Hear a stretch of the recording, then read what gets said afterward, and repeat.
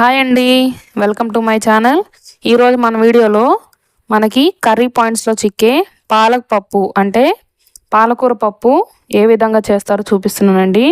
చాలా సింపుల్గా ఉంటుందండి మరియు చాలా టేస్టీగా ఉంటుందండి. పర్ఫెక్ట్ కొలతలతో చూపిస్తున్నానండి.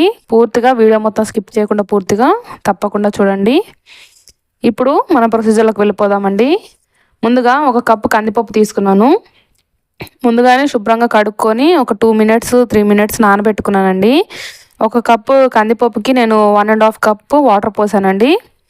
మీరు తీసుకున్న వాటితో వాటర్ కొలత తీసుకోండి. ఇందులోకి ఒక 2 టమాటాలు, పాలకూర వేసినప్పుడు టమాటాలు ఎందుకు అని అనుకుంటారేమో, వేసుకోండి, ఏం కాదు. ఒక 2 టమాటాలు, మరిన్ని వేసుకోకూడదు, హెల్త్కి మంచిది కాదు. ఇప్పుడు ఇందులోకి కారాన్ని సరిపడట్లు పచ్చిమిరపకాయలు మరియు కాస్తంత పసుపు, ఒక 1/2 టేబుల్ స్పూన్ కారం అండి. పచ్చిమిర్చి వేసాం కాబట్టి కారం చూసి వేసుకోండి. మీకు నచ్చినట్టయితే ఓన్లీ పచ్చిమిరపకాయలతోనే యాడ్ చేసుకోవచ్చు, అది కూడా చాలా టేస్టీగా ఉంటుందండి. ఈసారి వీడియోలో తప్పకుండా చూపిస్తాను అలా ఎలా చేయాలో. ఇందులోకి శుభ్రంగా కడుక్కున్న పాలకూర అండి, కడుక్కున్న తర్వాత కట్ చేసుకోండి.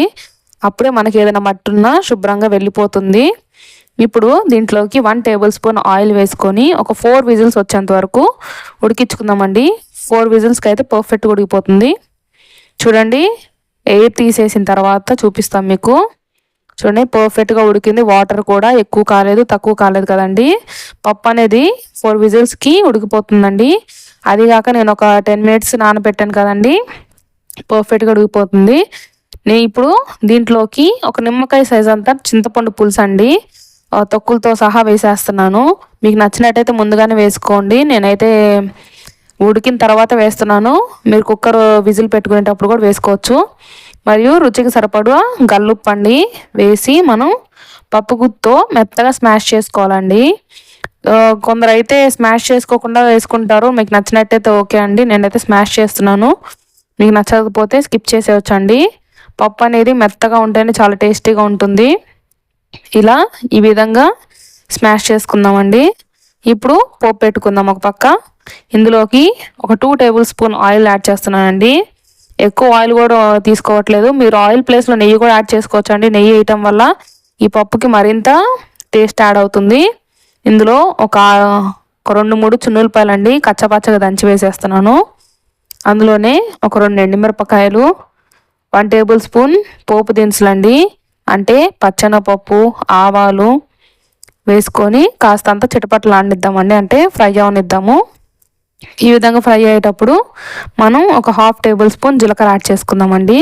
జీలకర్ర అనేది ఆప్షనల్ అండి, మీకు నచ్చినట్టయితే వేసుకోవచ్చు, లేకపోతే స్కిప్ చేసేయచ్చు.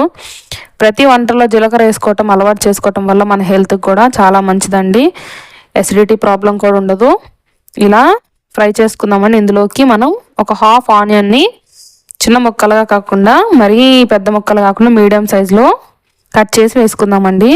ఫ్రై ఇలా కొంచెం గోల్డెన్ కలర్ వచ్చేంత వరకు ఫ్రై చేసుకొని ఇందులో ఒక రెమ్మ కరివేపాకు వేసుకుందామండి. శుభ్రంగా కడుక్కోండి, కరివేపాకు అనేది ఎక్కడైనా పురుగు అనేది ఉంటుంది. శుభ్రంగా కడుక్కొని వేసుకున్న తర్వాత మనం ముందుగా కలిపెట్టుకున్నాం కదండి పప్పుని, ఇందులోకి ట్రాన్స్ఫర్ చేసేసుకుందామండి. ఇలా పప్పుని పోపులో వేయటం వల్ల మరింత టేస్ట్ వస్తుందండి. ఇలా పప్పు వేసిన తర్వాత మనం ఒకసారి గట్టితో తిప్పుకుందామండి. మీరు గట్టిగా కావాలనుకుంటే వదిలేయండి, లేదా వాటర్ యాడ్ చేసుకోవచ్చు, మీ ఇష్టం అండి. అది మీకు ఎలా కన్వీనియంట్గా ఉంటుందో ఆ విధంగా చేసుకోవచ్చు. ఇలా సాల్ట్ చూసుకుందామండి. ఇప్పుడు దీంట్లోకి సాల్ట్ సరిపోలేదు, నేను కాస్త సాల్ట్ వేస్తున్నాను. ఇప్పుడు గల్లుప్పు వేయకండి, కరగదు, సాల్ట్ వేసుకోండి చివరిని కాబట్టి. ఇలా సాల్ట్ యాడ్ చేసిన తర్వాత ఒక 10 మినిట్స్ అంటే బాగా మరగనివ్వాలండి. అప్పుడు పప్పు అనేది పచ్చివాసన, పాలకూర కదండి, పచ్చివాసన లేకుండా ఉంటుంది. ఎంత మరిగితే అంత టేస్ట్ వస్తుందండి పప్పుకి అనేది. చూడండి, ఈ విధంగా నురగగా బాగా పొంగాలండి, అప్పుడే పచ్చివాసన అనేది పోతుంది. అంతే అండి, చాలా సింపుల్ అండి. పక్కన అప్పడాలు కానీ ఆవకాయ పచ్చడి కానీ ఉంటే చాలా టేస్టీగా ఉంటుందండి. ఈ వీడియో కానీ నచ్చినట్టయితే లైక్ మరియు షేర్ చేసుకోవటం మర్చిపోకండి. ఏమన్నా డౌట్స్ ఉంటే కామెంట్ సెక్షన్లో కామెంట్ చేయండి.